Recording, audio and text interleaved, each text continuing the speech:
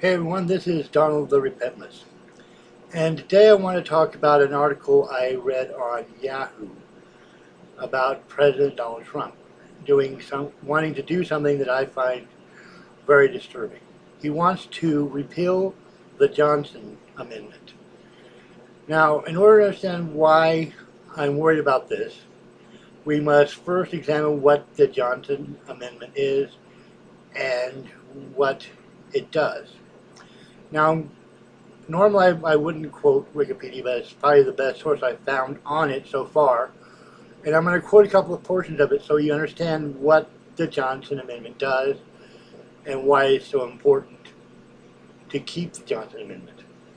I'm going to quote the first couple of sentences from the start of the article on Wikipedia. The Johnson Amendment is a provision in the U.S. tax code that prohibits all 501c3 nonprofit organizations from endorsing or opposing political candidates. 501c organizations are the most common type of nonprofit organization in the United States, ranging from charitable foundations to universities and churches. Going a little further down, talking about some of the provisions of it. Proposed by then Senator Lyndon B. Johnson, the amendment affects nonprofit organizations with 501c3 status, tax exemptions. Organizations recognized under Section 501c3 of the U.S. Tax Code are subject to limits or absolute prohibitions in engaging in political activities and risk of loss of tax exempt status if violated.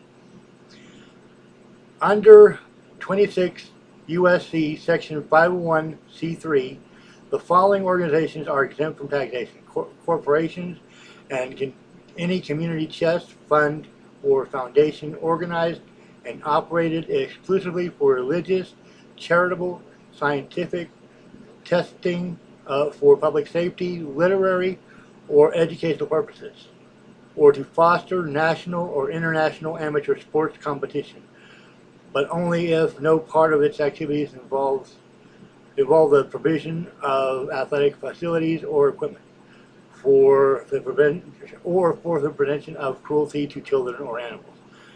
No part of the net earnings of which inures to the benefits of any private shareholder or individuals or substantial part of activities of which is carrying out on propaganda or otherwise attempting to influence legislation except as otherwise provided in subsection H, and which does not participate in or intervene in, including publishing or distributing of statements, any political campaign on behalf of or in opposition to any candidate for public office. Basically, what this is saying is that no church can endorse a candidate or actively campaign against a candidate. Even when I was a Christian, I always thought it was a bad idea to allow churches to campaign for or against any candidate. Since churches tend to levy a greater amount of authority over its flock, if you were, as it were. But not only would it allow preachers to get up and say, vote for this guy or vote for that guy, even though there's been very rare cases in which churches are actually penalized for doing this, which the article I was reading makes note of. I really don't think politics and religion should mix in that way. Even more, it talks about how universities and some nonprofits like I was watching a video, I can't remember who it was right now, right off the top of my head, but we're talking about Anita Sarkeesian's. Oh, it was Monday Matt, I think it was. Anyways, they were talking about their annual report, but and how Anita was getting into politics a little bit and how she stopped because she was afraid of losing her tax exempt status. If the Johnson Amendment were to be repealed, and there have been attempts in the past to repeal the law, but if this were to be repealed, you would see churches putting little flyers in their pamphlets, in their programs for the services, tracts saying vote for this guy or don't vote for this guy, or you know what I'm saying. I think this is a very dangerous ideal to allow churches, because churches to actively campaign for or against candidates. I mean, you would have churches like, well, any kind of church actively just saying, look, who to vote for, who not to vote for, and even if they have a good reason to, I do think that churches should stay out of politics as much as possible. I don't. We're already seeing the Republicans working towards making America a theocracy. You would see even more of that were the Johnson Act to be repealed, because you would have the churches backing candidates who would be pro-theocracy and anti-democracy. I don't want my laws, and even when I was a Christian, like I said, I keep going back to this. When I was a Christian, I didn't want the laws of the land to be based on the Bible, even though at the time I believed in the Bible as a holy book. I thought that would be too dangerous because of the fact that a democracy isn't about just protecting the majority. It's about protecting the rights of the minority. And having a theocracy, you would have the rights of minorities such as other religions like Buddhism, Muslim, Islam, Baha'i, and any other religion you can think of being trampled on for the sake of being biblically correct. Now, I know that Christians in general don't see the Old Testament, or most of the Old Testament, as still being valid because of Jesus. But who knows? Because I have seen Christians who have promoted going strictly and literally by what the Bible says, and talks about wanting to see gay and lesbian people to be executed by quote unquote a righteous government, which again would be, that's what we're seeing in the Middle East. And they keep saying that we don't want Sharia law, but in reality, the Old Testament especially, has a lot in common with Sharia law.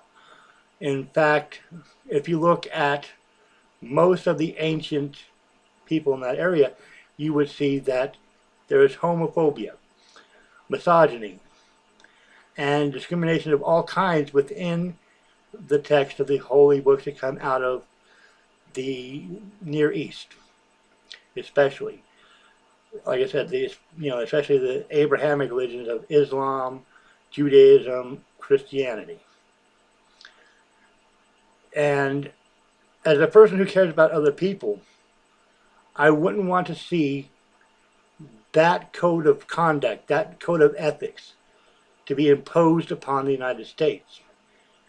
Most of America, I think, would also be opposed to it. So I thought I'd make this video to point this out and to explain why it is that I think that would be dangerous. Because, well, going back to the ideal of the universities, would you want the universities to be able to campaign as an organization for certain candidates who might benefit them, and campaign against others who would oppose certain things that they're doing? I think not. Would you want any charitable organization to be able to actively campaign for or against candidates? this whole idea of repealing the Johnson Amendment is antithetical to democracy. And that's what America is, a democratic republic, where we vote for legislators like senators and members of the House of Representatives to work for the initiatives and goals of the people. They aren't there to support and follow or corporations and so forth. And that's what we're seeing a lot in the government, is more concern for the corporations than for the people. There's so much going on within the Trump campaign. It's really hard to know where to begin. The repeal of Obamacare, or the Affordable Care Act, it's not really as much about President Trump, but more about the Republicans who control the House and the Senate right now, who have been actively trying to repeal the Affordable Care Act ever since they've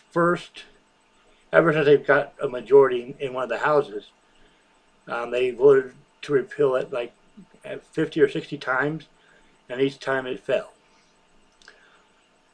But now it looks like they might be able to, and even they're starting to see the fact that if you totally repeal the Affordable Care Act without having something in its place, they're going to hurt a lot of their own constituents and the people who they are counting on to keep them in power in 2 years' time when the midterm elections come up, and a third of the senators, and I can't remember how many of representatives, come up for re-election. Because it's very possible, if they screw up too much, the Democrats could successfully take back control of the Senate and the House in the midterm elections. And I would think that the Republicans wouldn't be of the mindset to piss off their own voters to the point where they may jump ship and vote Democrat. But anyways, that's enough of my rambling about all this.